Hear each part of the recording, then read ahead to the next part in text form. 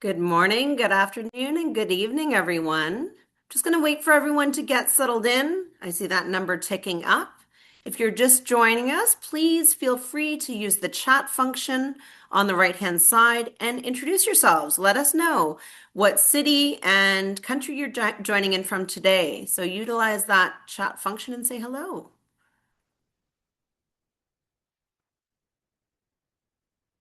Okay, I see that number ticking up. We'll wait for everyone to get in.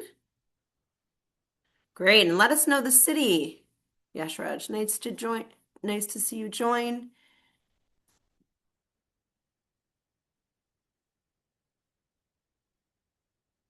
Great. Dr. Ingo Holtzinger has said hello, also from Toronto. We've got Mumbai. Vicky, what city in Kenya?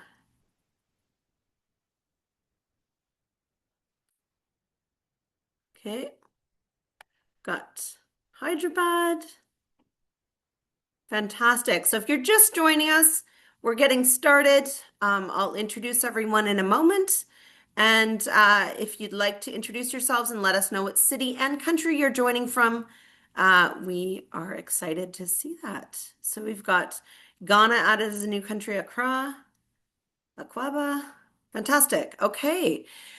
So good evening, good afternoon, and good morning if you're joining us from Toronto, like I am, and my colleagues from the Schulich School of Business are. My name is Lindsay Hilcoat, and I'm the Executive Director of University Partnerships at Seed Global Education, your host for today's masterclass. And if you haven't joined a session with us before, we host masterclass sessions like today with top students like yourselves and top universities like our host, Schulich School of Business at York University in Toronto, Canada. We also see you on the road, and our colleagues will be joining us this year. We will be going to the Middle East, Africa, and beginning in 2026, Southeast Asia, in addition to India. So we hope to also be able to see you in person as we go across the globe and bring top universities like Schulich to meet you in person. We also have a $6.5 million scholarship program. And yes, Schulich School of Business does have 7 exclusive scholarships, up to 50% tuition. So Carl will be mentioning that a little bit more today. So make sure to check that out if you're interested in applying. So once again, we're excited to be welcoming the Schulich School of Business, one of Canada's top business schools based in Toronto, known for its global and diverse student populations and its innovative programs, which you will hear more about today. And the focus of our masterclass today is reclaiming leadership, disruption, and discovery in the age of AI. So this is extremely topical. What does leadership mean as we have an increase in the reliance of AI, and what do we need to be mindful of as we explore how AI is reshaping the foundations of leadership and what effective leaders can do to create value beyond what these algorithms can deliver. So I'm excited for our two hosts today, Carl Sachs and Dr. Ingo Holtzinger. Carl will start us off today. He's the Director of Recruitment Admissions at Schulich, leading admissions for undergraduate and graduate level programs. So if you're interested in applying, he is the one to be speaking to. And then after that, we'll hear from Dr. Ingo Holtzinger. Ingo is a professor at Schulich and also the director of the Strategy Field Study, which is an experiential learning course within the MBA, a capstone project. He's also the course coordinator for Skills for Leadership, a signature course in Schulich's MBA program, and also leads an international experiential course to Chile and Peru focused on leadership and sustainability. So lots of different hats that he's wearing, and I'm sure he'll tell you a little bit more as we introduce him later. But first, we're going to start and learn a little bit more about Schulich and the programs before launching into our main class today. So before we get started and before I bring on Carl to share a few slides, I would like to launch a poll. So what we're going to be doing is turning off the chat. It's nice to see everyone joining. I even see someone here from Toronto as well. So we're going to be launching a poll for you to answer and also invite you to ask questions throughout today in the Q&A. And we'll be raising those questions live and also answering them for you as we go through the session. So in our first poll today, you'll see it showing up on your screen. What most attracts you to Canada as a study destination for graduate education? Globally ranked universities with strong industry relevance, a welcoming multicultural environment and quality of life, post-study work opportunities and clear immigration pathways, or future-focused programs aligned with AI, innovation, and leadership. Okay, we've got maybe all of the above, but pick your favorite today, and we'll see what's the most attractive to you as you consider studying abroad for graduate education. I see a question in the chat about whether or not we'll be recording the webinar. Yes, I know some of you may have to leave before the end. We will be recording it and posting it on our website. So you can certainly join in and watch the entire session. Fantastic. I'm going to end our poll and let's share our results. It's close for two of them. We can see that the number one is post-study work opportunities and clear immigration pathways. And Schulich does have an international office that I'm sure Carl will be speaking about on how they support you. And globally ranked universities like the Schulich School of Business at York University with strong industry relevance and connections. Fantastic. Okay, so with that, we are going to get started, and I'm going to invite Carl Sachs, the Director of Recruitment and Admissions, to do a short presentation for us on Schulich's programs. So over to you, Carl. I think you're on mute there. I am muted. Thank you. There we Thanks, go. everyone. I got to do a quick screen share. I just want to make sure, can everyone see what is on the screen now? Welcome Very to the good. Schulich School of Business. We are good. Okay, fantastic. So, hi, everyone. My name is Carl Sachs. I'm the Director of Recruitment and Admissions here at the Schulich School of Business. Now, for those who are not already familiar with Schulich, we are part of York University, which is the third largest university in Canada. And we are located in Toronto, as Lindsay mentioned, Canada's largest city, the fourth largest city in North America, known for being diverse and welcoming and multicultural. About 50% of the people that live in Toronto were born outside of Canada. So we are used to having people from other countries and cultures and backgrounds around us, and we like that. Toronto is the financial and business center of Canada, so you'll find major banking, consulting, multinationals, tech startups, everything else in our city, and the greater Toronto area is Canada's largest job market. Also very important, anyone completing one of our programs is eligible for a 3-year post-graduation work permit. That's an open work permit that is not tied to a specific job or industry. So for those interested in coming to Canada, like the poll indicated, in staying and living after graduation, Schulich is a great option to help you get there. We also have a great team of immigration advisors. We have 3 registered Canadian immigration consultants that will help you through that process from as soon as you've gotten an offer of admission, if you choose to apply and are admitted, and well after you graduate. Now, Schulich, we are consistently ranked among the top business schools in Canada and around the world, and those rankings have a lot to do with the strength of our programs and our world-class faculty. Of course, you'll be hearing from Ingo in just a little bit. Industry connections and the strong employability and return on investment that our graduates can expect. And mirroring that diversity of Toronto, about half of our students are international, representing more than 48 countries, creating a truly global learning environment. And when they graduate, they join a powerful and well-connected alumni network of over 37,000 professionals in more than 90 countries. Now, about some of our programs, our flagship program is the MBA, which is recognized for its flexibility and its depth. In the first year, students build a solid foundation across all core key areas of business. And in the second year, they fully customize their experience by choosing from 15 specializations, allowing them to focus on the industries and functions that matter most for their specific career goals. They also complete an 8-month strategic consulting project. That is the strategy field study that Ingo is in charge of. That allows them to get work in industry as a consulting team for a real company, applying the things that they've learned in the program and gaining real world experience in Canada. So this program begins in both September and in January. So our next intake is this upcoming September, and the duration is typically 20 months, with students pursuing an internship in the middle of the program for 4 months. Then we have the Tech MBA. The Tech MBA is a highly focused program designed for individuals working in the tech industry or in tech-enabled roles. While the general MBA prepares students to pivot into new functions or industries, the Tech MBA is built to help students deepen their expertise and advance as leaders within the technology sector. Three big highlights. There's a one-to-one mentorship program with senior tech executives.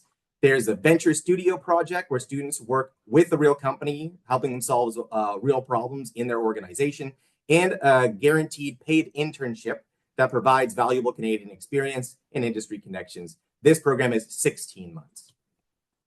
And we also have something for everyone, 9 highly specialized 12-month master's programs. You can see them all listed here. Each program is course-based, practical, and industry-focused. And these degrees help students build strong technical and leadership skills while often working toward industry-recognized certifications and designations. Now, most of our programs also include an experiential consulting project where students work directly with a real Toronto-based organization to solve challenges and apply what they've learned in a real world setting. You'll see the ones at the top, 1, 2, 3, 4, 5, the first 5 programs listed there. Those are still open for the fall 2025 intake. Those bottom 4 programs, the intake is in May, so we're no longer accepting international applicants. So you might want to think about that for next year. So this is a very, very high level overview of our requirements. We're looking for a strong academic background, sufficient English proficiency, and a strong interview. The MBA, Masters of Finance, Masters of Accounting, they do require a GMAT or GRE, but sometimes we might waive that if someone has a strong quantitative background, for example, a CFA level 1 or higher. And our other programs do not have a GMAT or GRE requirement, but the MBA and Tech MBA do require 2 years of postgraduate work experience. This is, again, very high level. All the key details are on our website, but feel free to ask in the chat too, and we'll help direct you. And we, of course, encourage you to join other upcoming program-specific sessions, masterclasses, panels, events, and you can find that via the QR code here on your screen. And following the session, everyone in attendance today will be emailed an application fee waiver code that can be used to apply by February 20th for all the programs listed on the screen. February 20th is also our final deadline for candidates interested in applying for the September 2026 intake. So I know that was a lot of information. We're happy to field questions in the chat too. And with that, I'm going to pass it back to Lindsay for the next phase of the masterclass today. Fantastic. Thank you so much, Carl. Before we bring on Dr. Holtzinger, I am going to launch one more poll to hear a little bit more about what you guys are thinking. So let me launch that poll for you. You'll see it pop up again on your screen. Okay. And so this poll is AI focused, very topical, of course. And we can see looking ahead 5 to 10 years, which role do you think AI will play in most professional jobs? So look toward the future. What do the jobs of the future look like? Will AI mostly automate routine tasks, freeing humans for higher value work? Will AI significantly change how jobs are done, but humans remain clearly in charge? Will AI outperform humans in many core professional tasks and reshape careers fundamentally? Or will the impact of AI on most jobs be incremental and overstated? What do you think? Get your crystal ball out there and let us know. I think if anybody in the world had this answer as a clear answer, it would be quite an insight for all of us. But what do you think? And we'll obviously explore this a little bit more through our masterclass today. Okay, I'm going to give you 3 more seconds, then I'm going to end our poll and let you know what the majority say. Okay, so the majority of you say that AI will significantly change how jobs are done, but humans will remain clearly in charge. Let's see what Dr. Holtzinger thinks. I'm going to let him share his screen and introduce himself and tell you what he's going to be walking through today. But very interesting. A second one on AIA will mostly automate routine tasks. 30% of you think this, freeing humans for higher value work. So, Ingo, what do you think about those initial reflections? It's going to be a wonderful world. We're free to all our brain capacity to important tasks. It's going to be wonderful. Well, we'll explore that in a little bit more detail. Thank you, Lindsay. Thanks, Carl, for the introduction. Man, Carl, if I weren't at Schulich already, you would have convinced me this is a school to go to. Um, Thanks, Ingo. I guess it's my job now to do the same and introduce you to some of the academic thinking at Schulich that hopefully justice in the chat, you mentioned as the only one that you were interested in contemporary AI and how that interrelates with business. So hopefully you'll get something from this session. I have a particular lens on all of this. So I have been at Schulich for since 2003. A long time. I've wear multiple hats here at Schulich. Lindsay mentioned many of them. Among other things, mostly in the MBA, I'm responsible for the strategy field study, our capstone project, and I'll tell you a little bit more toward the end. And I teach a course, and I'm responsible for this course, Skills for Leadership. So I come from a strategy and leadership lens. I'm not an expert in AI, but I have some opinions. Okay, and so I will run you through a session about 30 minutes, 35 minutes or so, and tell you a little bit about how AI might shape leadership, whether it's really going to be this wonderful world where our higher level capacities are used for all wonderful things, solving the problems of the world. All right.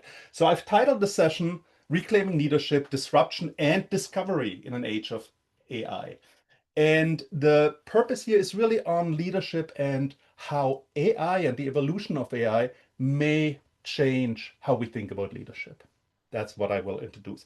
I also have prepared a poll for you, and it's not within Zoom, but on Poll Everywhere. So you see a QR code in the right-hand corner of your screen. You can go to this QR code and answer this question. What do you think effective leadership currently is primarily based on? There is no right, no wrong answer. It's all based on contemporary theory.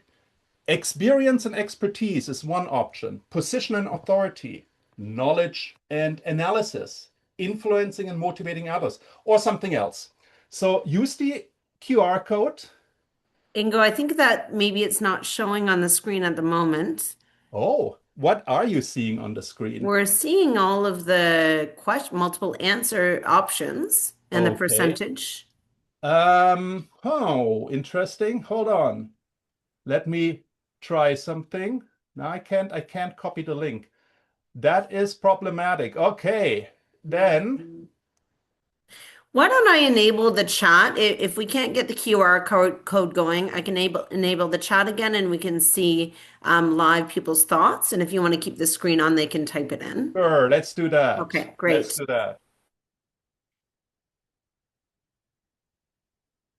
Okay, So, so so the there you question here go. is, what is leadership primarily based on? Effective leadership. Lindsay, I am not able to get into the chat actually. Okay. I think if you So, can click on more, you'll be able to see the webinar chat and everyone can see the options, which is experience and expertise. So type in the option that Professor Holzinger has noted, and I can see that people are already answering. We've got Michelle saying experience and expertise. Agam thinks knowledge and analysis. okay. Hopefully, Ingo, you can see the webinar chat on the side. I cannot actually. Okay, so I'm going to narrate for you there for a minute. We've got a couple of people saying influencing and motivating others. Okay. In fact, three or four already. So I would say that's our most popular thus far. Okay. Okay. Not completely And some surprised. are saying multiple things like experience, and expertise as well as influencing and motivating others. So some are saying Okay. there's a tie here, but largely what we are seeing as the top answer thus far is influencing and motivating others. Okay. So let's Oh, no, lots of knowledge and analysis coming up again. It's shifting very quickly. I would love to see the okay. So actual count here, but yes, lots of differing opinions. so that's what I kind of expected. It's not a complete surprise. I will leave this chat now. Ah, now I suddenly see the chat. Excellent. I had to get out of the poll to do that. You never learn. You never learn. So thank you for all the chat contributions. Okay, so a diversity of answers, which I expected. Um, it's interesting that many of you believe that it's expertise, that it's role, and so on. So we'll get back to all of that. First, I want to set the context a little bit on our changing world in business, in the world at large, and the influence of AI. Here are just a few headlines over the past few weeks. The one in the middle by BCG, the green one at the bottom middle, is one that I only received today, this morning. As AI investment surge, CEO takes the lead. So I'm not telling you anything new here that AI is enhancing, lots of investments and so on. I just want to go through a little bit of data here to show you more detail. This is from Stanford University, the Stanford Institute of Human-Centered Artificial Intelligence. As you can see, investments increasing dramatically over the past 2 years, especially. Um, and we would anticipate that that will continue. What else do we have here? AI used by organizations in the world, all geographies are affected by AI. North America may have the lead, but that is shrinking, and really it's only very small. So AI clearly a global phenomenon.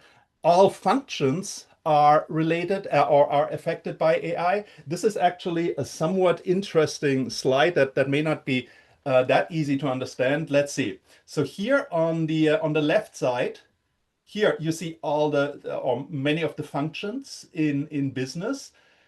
Here, this data is how much the cost per function is decreased. And here on this side, how much participants in this McKinsey survey thought that the revenues are increased. So AI, huge investments, prevalent around the world, prevalent around all business functions, and we will skip. Do you see that QR code? I have another poll up, but I No. will skip it. I will skip it. I will skip it. Doesn't Okay. matter. The most important in the context of this session, the most important chart is maybe this one from the same report, the Artificial Intelligence Index. What this chart shows us is that based on compared to the human baseline, this is the human baseline of skills, which hasn't really changed a whole lot over a length of time. AI is catching up rapidly. All right. So, for example, one of the things that these researchers measured was PhD level science questions, and that is this line here. Within half a year, it went from 40% to above 100%. So if we believe that our basis for leadership is expertise, is making quick decisions, is analysis of data, why wouldn't we just hire ChatGPT to do that? Will our AI machines become the master, the leaders of us in organizations? It is certainly a challenge, and it is a challenge that many leaders in organizations see upon themselves. So organizations, businesses incorporate AI, see great benefits, see great gains, but there's also a sense of anxiety. And that's what I want to explore, because I believe there are new opportunities for leadership where we don't need to have the AI machine as the new master. So let's explore this a little bit. When answers become cheap, judgment becomes invaluable. And I want you to think a little bit about this. And I want you to keep this in your mind.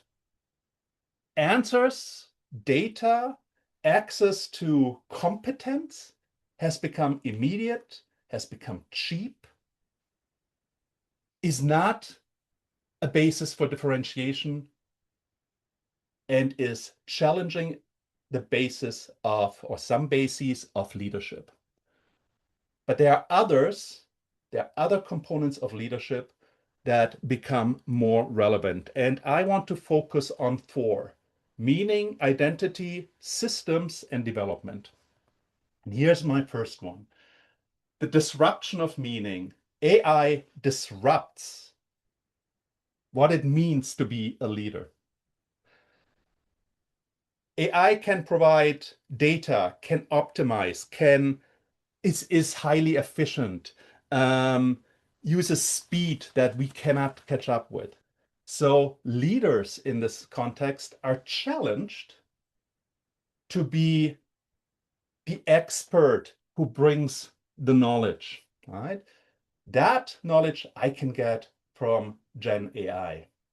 So what is left? What does AI not do very well? And that is create meaning.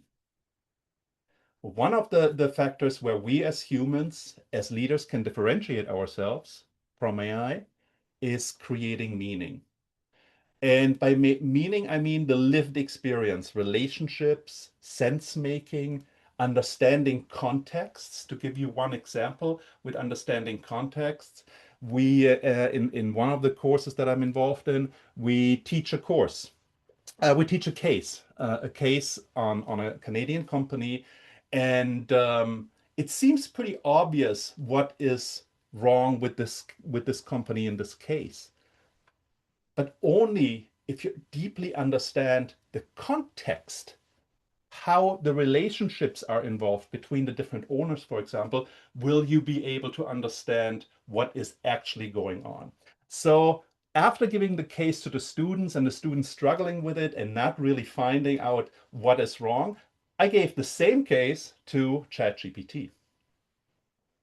And ChatGPT came up pretty much with the same answers the students did, maybe a bit more refined, but it did not understand the context of the case. The answers looked professional, but if you dug deeper, they didn't make any sense.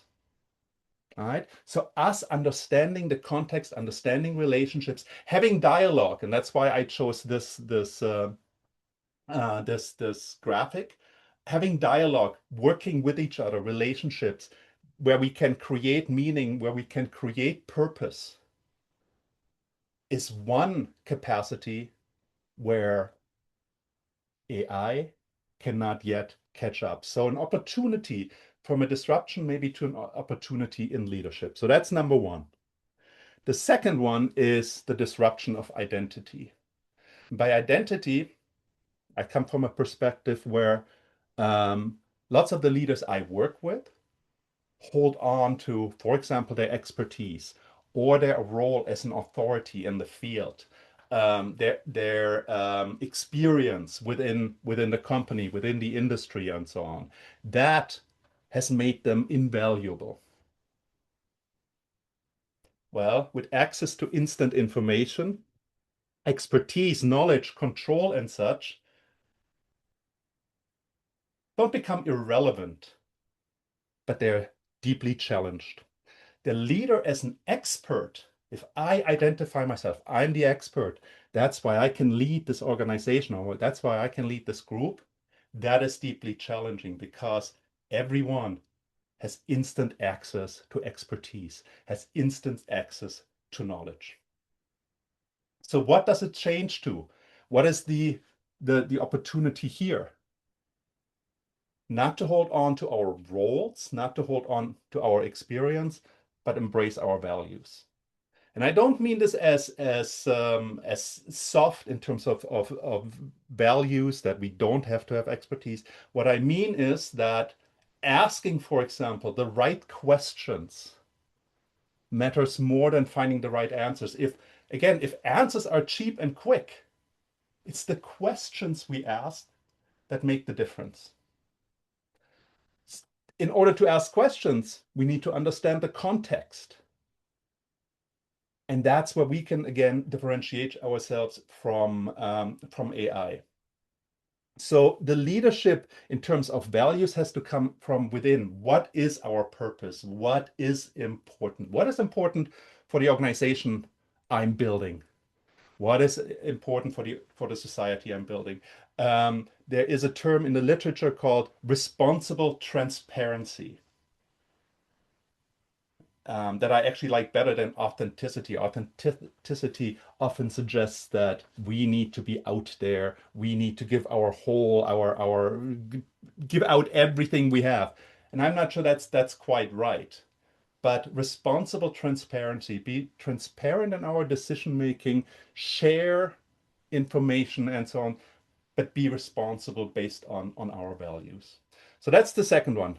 Disruption of meaning, disruption of identity. And the third one is the disruption of systems.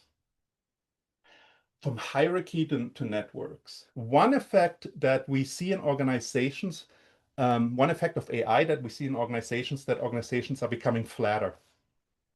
Middle management is being outsourced to technology.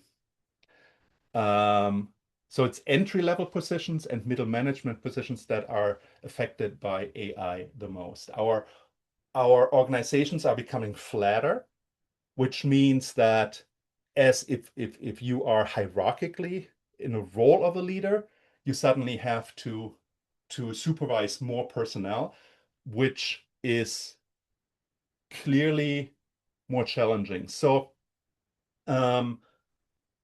from control that we focus on in a hierarchy, I think that is becoming less and less important, and it's moving toward relationships, building networks, enabling others.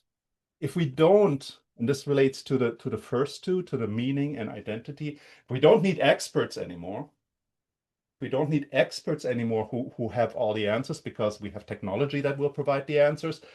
What can leaders do instead? And I think leaders must focus on the relationships they build. They need to build connections. They need to become, instead of controlling, guiding, enabling, empower others. They need to be obstacle removers, remove the frictions within the network. So that was the third disruption that I see in my work with leaders, in my academic work. And the last one is also related to us as a business school, the disruption of development, the disruption of leadership development. And here, the subtitle I chose was From Knowing to Learning. What do I mean by that? Again, it goes back to what is it that we thought was important to leadership? And it was expertise, it was knowledge. If we just learn more, if we just know more, if we get that gold star that I chose for this icon, that gives us a position, that gives us the identity of a leader. And I don't think that's quite it anymore. I think that leadership will depend on the capacity to continuously learn, because knowledge, expertise can age or will age so quickly. So quickly. And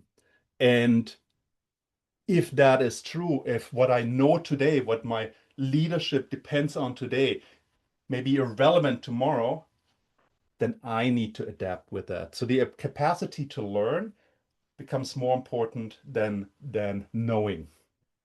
And the leader from expert or achiever to I call it post-conventional thinking, and that is relevant to the things we do at Schulich. How do we challenge? How do we move beyond best practices today? Because tomorrow they will be different. To take a lead and not to follow, right? So the capacity to learn, the capacity to challenge our own assumptions, the capacity to deal with critical questions, with paradoxes, where there's a choice. Do we do A? Do we do B? It's not clear which one is better. And then to say, maybe we don't have to make a choice. Maybe there's a C, maybe there's an X, maybe there's a Y that we can do differently. That those are the capacities that we need to develop in leaders, that we need to develop as leaders, and for us as a business school, that we need to develop in leaders. Ingo, I think that really relates to a question that we saw pop up from Ayushi, and you've answered most of the question already, but I'd love to sort of hear that summary of what mindsets help leaders navigate uncertainty and continuous change. I know you've mentioned a few already, but it's a great question from Ayushi on navigating that uncertainty and the mindsets required. Can you repeat that question? Yeah, what mindsets help leaders navigate uncertainty and continuous change? Yeah, I don't want to take away too much. Come to Schulich and we'll talk about that. But you know, leadership. What I often find within leaders when I work with organizations or leaders in organizations is that um, they find it difficult when their expertise is being challenged. And I think the mindset, if you ask about mindsets of curiosity and humility, become incredibly important. And I will actually frame that to you as a paradox. How can you be confident and humble at the same time? The openness to not choose, oh, in order to have my leadership position, in order to appear competent to others, I need to show that I'm competent. But to say it's like, yes, I am competent. I'm here for a reason. But I'm also humble enough to know that I don't know it all. And we find out very quickly that we don't know it all, because all this information that we can't process is out there, and can be processed very easily by our artificially intelligent partners out there. So it's a great question, and that is certainly something that we try to explore in our leadership classes. But think of these things as I encourage you to think of these things as paradoxes, not as opposites where I have to choose. I have to be confident, because if I'm too humble, then no one will follow me. How can you be confident in what you bring and humble enough to admit that you don't know? Uh, I think that is a difference maker, a big difference maker. In fact, that's a great lead in. Thanks for bringing this in, Lindsay, to my next slide, which is, I don't see AI as a crisis for leadership. I see it as a challenge to traditional um, foundations of leadership. And that was the first poll question that I asked, expertise, position, knowledge, analytics. Not that they will become unimportant, but they are certainly challenged. All right, you saw the chart where it just goes through the roof within half a year, from 40% of human capacity to more than 100 in science questions. AI, that's not going to stop. It's not going to stop at 100%. We will stay at 100%. AI will be soon at, I don't know, 150 to 200%, 1,000%. I don't know. So we need to reclaim leadership as something that is actually deeply human. Deeply human is related to relationships. It's related to, we can't, let me frame it differently. If we try to outcompete the machines on functional, on analytic skills, I think we're doomed eventually. So what else can we do? And that's where I would say we have to reclaim leadership. We have to reclaim leadership as something that is deeply human and is related to purpose, it's related to presence, being in the moment, being present with others, connections, and judgment. And to judgments, I would very much count ethics and morals. So ethical decision making, ethical judgments. AI at this point is not able to do that. So how is this relevant for you, for a prospective student, whether that is at Schulich or elsewhere? Doesn't actually really matter. It matters to Carl. Um, it and I very much hope to see you at Schulich, but it matters to you no matter where you go. In fact, even if you don't go for graduate education, it will matter for you because your future will be related to AI and will, in a broader context, be related to complexity. So this matters to you. For a moment, step back and imagine yourself in 2033. You have gone to a graduate school of business, hopefully Schulich, maybe another one. You have finished your degree.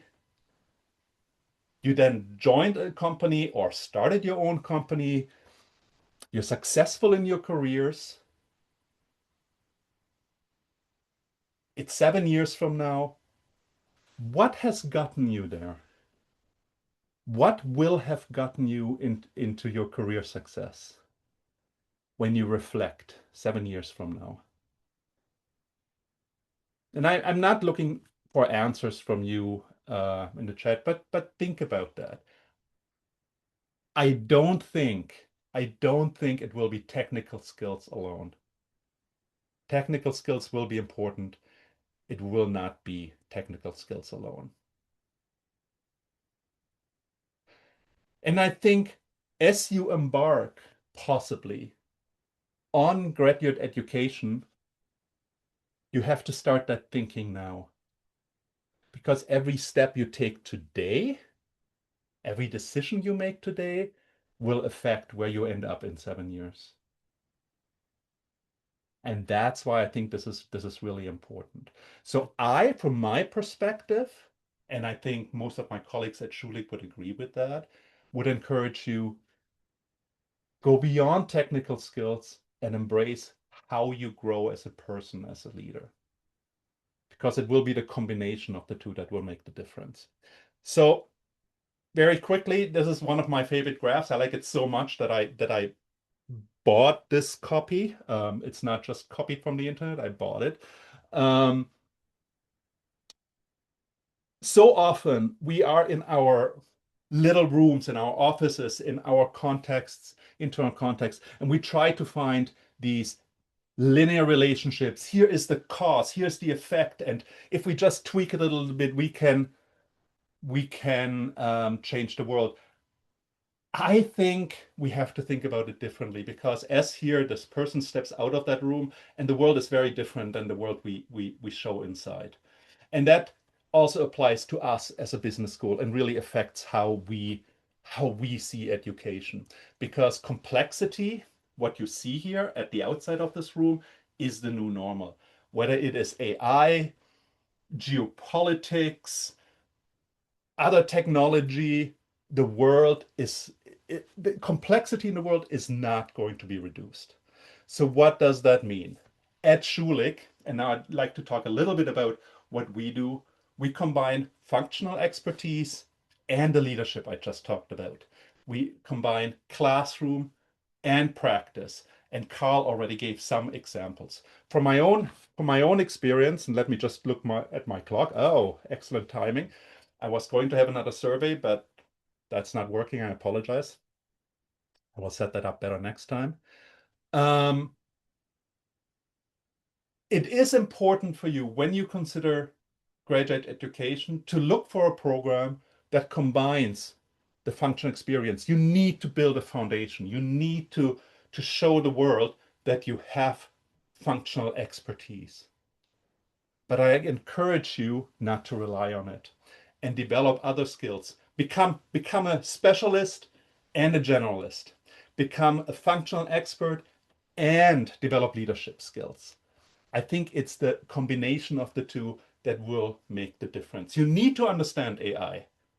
And if you are interested in a master program in AI, Master of Management in Artificial Intelligence, for example, by all means, do that, become an expert, and develop leadership skills. Be in the classroom and learn all these skills that we can tell you. But the classroom cannot tell you context. So we have all these experiential offerings that give you the practice, that let you deal with context. And I want to talk about very briefly two that I'm personally involved. One, both actually were mentioned by Lindsay. One is the international study tour that I lead. So every year we take about 30 students to South America. Last year it was Chile and Peru. This year it will be Chile and Colombia. Why do we do that? Because it helps us, it immerses us into a different context. During this study tour, 10 days, we meet every day with two companies. The students even do a project with one of the companies in Chile and give their presentations to the top management team of that company. What an opportunity. Because if you want to give advice to a company, you better understand their context. Otherwise, it will be irrelevant. The other thing I'm involved in, and this is one of my main jobs, is that I'm the director of the strategy field study, as Lindsay mentioned, and that is our capstone project for the MBA. The other programs also have experiential projects. I'm responsible for the MBA project, so I'll talk for just 1 minute about it. For the strategy field study, you will be working over 2 semesters as an external consultant with a team, as external consultants to a company. Again, use what you learn in the classroom and bring it out there. Bring it into the context, which means you need to understand who are the key stakeholders, what are their interests. Your strategy book or your marketing book and an instructor may say, this is how you do it. Well, what if your client doesn't want to do it that way? You have to deal with that context, right? And a context that is highly dynamic, that changes over time. When you start your strategy field study, the industry context may be very different than when you end it. So how do you adjust? How do you adapt to that? And so at Schulich, we try very hard to combine the two. Functional expertise and leadership, classroom and practice throughout our programs. I will skip the next poll and leave you with a quote that I think captures what I have talked about. I wanted to say we, but you can't talk to me. Unfortunately, when you come to Schulich, then we'll have coffee and we talk about it. Leading in complexity in an age of AI, what does it require? It's not about being superhuman. It's about being superhuman. I think we need to recapture. Often our attention goes so much to data analytics, to functions. We need to recapture ourselves and say, yeah, AI is a great tool and we will use it to great effect, but we need to keep our humanity. Thank you very much for your attention. I apologize that the polls didn't work. I wish I could have interacted more with you. And look forward. If you have any questions, Lindsay will moderate that in the Q&A. Thank you. Fantastic. Thank you so much, Ingo. I learned a lot of interesting questions that you've posed as well. I love the dichotomy between certain things, like being very confident, but at the same time finding a way to be equally as humble. Thinking about developing those technical skills, but alongside those leadership and soft skills. So these are really great questions that you've posed. And I'm going to bring up a few questions from the chat and also then bring Carl back up as well, because there's a couple for him as well. And I'll start with one that kind of ties to your last slide, which is, what does human-centered leadership mean in the age of intelligent machines? So we heard already about being superhuman. Anything else to add on what does it mean to be human-centered in leadership? Yeah, I think we do have to understand. I talked a lot about context. We do have to understand the context. There are just certain things where I'm not quite as optimistic about. I'm just reading the chat again about the ability of us to use experience and expertise and knowledge and analysis to make a big leadership difference. So if that is eroding, what's left for us? What's left for us? And I think there's a lot left to us, right? So we can frame this as a threat, but I think there's a lot left, and that is the human capacity, becoming good at building relationships, becoming good at understanding someone else's context. That I don't want to make Carl's work harder. I want to help him. So how can I, if I were his leader, which I'm not, um, how can I remove obstacles from him so he can get his job done? Because I don't need to tell him how to do his job. I don't need to control that. I hired him in the first place because he's really competent and he has access to a lot of technology. So how can I remove obstacles so he can use his full capacity to do what he wants or needs to do? If that is, I hope that answers your question. That's what I see as human-centric design. Not to focus on the technology. The technology, yeah, it's important, but as a leader, that's how I need to think. Great, thank you. And I really liked that picture that you put up, the one that you had purchased, Ah, with walking out of the room and the very different paths and all of those challenges and disruptions that people face. And Oluwatosin has a great question that relates to that image, which is, what are the most common challenges leaders face when they're trying to lead through that disruption, and how can they overcome them? yeah. So let me focus on one that I often see is in leadership positions, we want to appear competent, right? And so it's very hard for leaders, in my experience, to admit that they don't know something. They don't know something, right? And that's maybe going back to that graphic. That's why we hold on to this. A leads to B. This is what I know. This is what I learned at Schulich in my finance class. I don't know. It leads. This must be true. And so we neglect the reality, the ability to then step back, reflect, and say, okay, what is the context here? Am I asking the right question? And to do that with ourselves, but also with our teams, seems to be a great challenge. And it's a great opportunity for me. I teach leadership. I work with corporate leaders. So I think there's actually a lot of need in that field. Thanks for the question. Great. And I'm going to turn over to Carl for a moment for a couple of questions because I see a great one about what factors are considered when evaluating leadership potential in applicants that want to come and study at Schulich.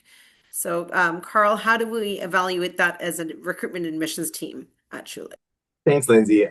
So we look at leadership in kind of a broad, practical way. It's not just specifically job titles. So we consider things like maybe the impact you've made in your previous roles, or examples of initiative and ownership for specific projects, or maybe even things outside of your working environment that you've been involved in. It could be community involvement, volunteer organizations, and things like that, and how you influence and collaborate with others, maybe evidence of problem solving. It could be many different things, but it comes down to how you're conveying that information to us in your application. So it can come in a few different ways. We have some video interview questions where we'll ask you situational behavioral questions. A question will pop up on your screen. Someone like me or a teammate will ask that recorded question. Your camera will turn on. You have 90 seconds to give a response. We're looking for your human natural response to that question, but you can integrate any type of leadership exposure that you might have had in those examples. But also there's the written essays where you can highlight your background or how your story connects with like your background, but also how you want to apply that at Schulich in the specific program you're interested in.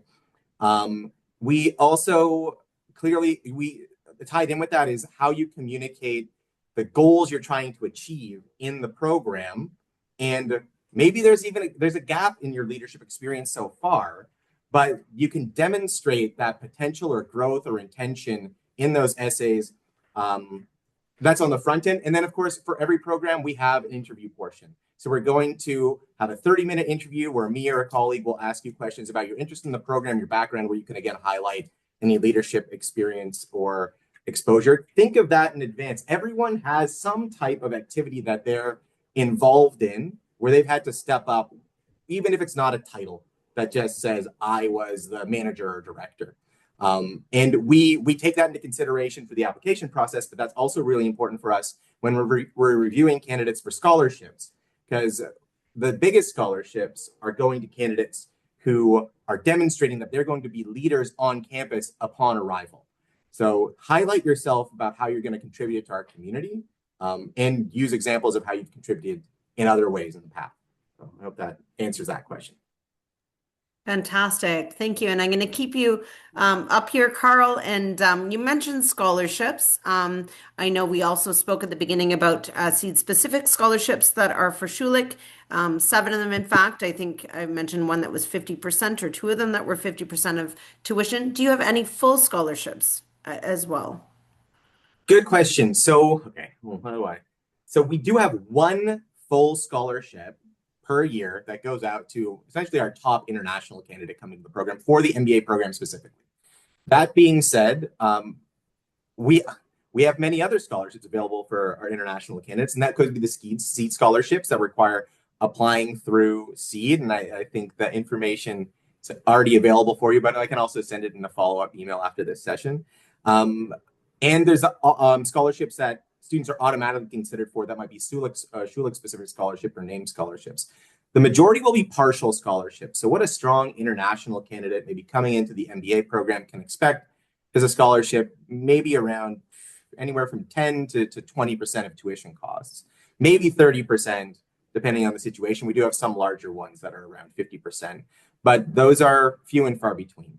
So going with the expectation that you'll be covering the majority of your tuition costs and living costs is what candidates coming to Schulich, but also candidates coming to any Canadian institution can expect. That's just the normal environment within Canada. So, but that being said, if you have a strong academic background, strong professional background, for the MBA example, strong GMAT or GRE score, and you can demonstrate strongly that you'll be a leader at our institution within the student community and beyond once you arrive, those are the candidates that are competing for those top scholarships. So not to dissuade, but it is a competition to get those. Okay, and we're reaching close to the end. I'm going to try to squeeze in a couple more questions. We might go a minute or two over if you can stay. But Carl, one more for you. How does the school help international students succeed academically and professionally? Maybe we'll let you cover the professional part. I know that Dr. Holsinger also spoke a lot about the academic side already. So let's sort of speak about some of the resources available at Schulich for international students' careers and support. It's a great question. And our focus is, from the first conversation you're going to have with any of our team members, if you're interested in applying, of course, is you'll meet on the front end program advisors, people that are going to walk you through the application process and help advise if this program is a good fit for you based on your goals and what you're looking to accomplish. So that happens from the very beginning. And there's a lot of great sessions or one-on-one conversations you can have with our team that will kind of help frame that for you as you're going through that decision-making process.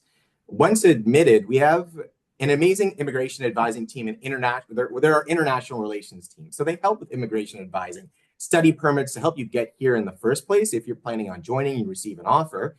But then they also help with, for example, they run an English language peer support program and an international student mentorship program that is there to help you get comfortable and acclimatized to the Canadian learning environment if you're coming from overseas quickly, so you can get up to speed with that portion and hit the ground running once it gets to the other aspects, the professional aspects of the program or being in Canada.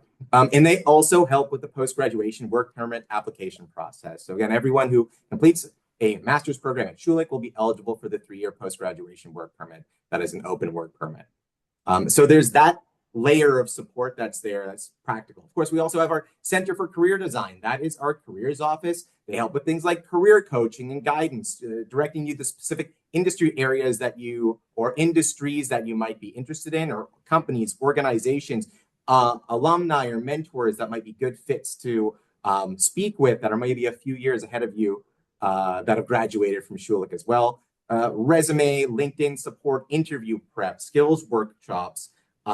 There's a lot of support and guidance to help you bridge the gaps in what your current skill set is, what the skill set is needed for the industry that you're trying to go into, and what those gaps are. They can also help you identify those gaps and looking at advice and guidance. There was another good question in the chat about ways that Schulich can, or how does someone best choose a specialization for a particular job that they're looking to go into. That advice and guidance also can happen in, or does happen in the program. So there's this additional layer. So you're not on your own, and there's a lot of support available. The key is we're gonna make those supports available. The students that are most successful are the ones that take advantage of all of those supports. So they're available the moment you arrive, but it's also you get more out of it the more you put into it. And at the end of the day, you're part of a very strong and well-connected alumni network after completing the program. That Schulich name, especially in Canada, carries a lot of weight. And Schulich grads it's a very supportive and active community, both in the program and afterwards. So that those connections that you build, or that network you become a part of, becomes also something you can leverage later on when you're on that job hunt. Fantastic. If Thank I may you. chime in quickly, Yeah. there are so many resources also on the faculty side. International students sometimes hide and are too shy to come out. Just talk to us. We've been here. We have worked with so many of you. Talk to us. Be upfront. Look for advice. We are here to help you. Absolutely. Great. And I know through your presentation, Dr. Holzinger, you spoke a lot about, answers are widely available. And what we've seen in today's chat were some really, really great and thoughtful questions. So you guys are already practicing that. I know Ingo has been responding to these here, but I'm going to leave you with the last words about the future. I know there's been questions around regulations, or what does the future bring, and how do we protect humanity in this? These are very large questions that I think are hard to have answers, maybe even opinions on. But I'd love to sort of let you finish off with that regulatory aspect, also sort of what the future might look like with AI and things to be mindful of as we lead in that next sort of step. Yeah, I was just typing an answer to Aditya's question in the chat about AI specific regulation. I'm no expert, neither in the legal field nor with AI. So I'm hesitant to give an expert answer. So I'm really admit that I'm humble enough. Yet I do believe that thinking about the ethical implications and the implications of how we as a species and as a society develop are very, very, very important. Just I'm not the expert to answer them. But I think what will happen in in in the near future, I suppose, midterm future, we cannot imagine. I don't think we can imagine what effect AI will have. I mean, just think 5 years back, you wouldn't imagine what happened today, and this is just the tiny little start of it all. But that's why leadership education is important, right? Because you learn to lead through And turbulence and and chaos and change and disruption, and that's what graduate business education is for. So those skills are always in demand because we know that the world is changing at an extremely rapid pace, more than we've probably seen before. So really fantastic session today. Thank you to Dr. Ingo Holzinger. Thank you to Carl. Thank you to all of you for your thoughtful questions and engagement and answers, and the way that you've engaged within this session. That's a great start for graduate business education. And if you do want to apply to Schulich's graduate programs, we will be sending a follow-up for application fee waivers. Carl also shared a QR code from earlier and we can certainly put you in touch. I think it's, Carl, if you want to share in the chat, admissions@schulich.yorku.ca, if you have any specific questions about your profile and want to reach out.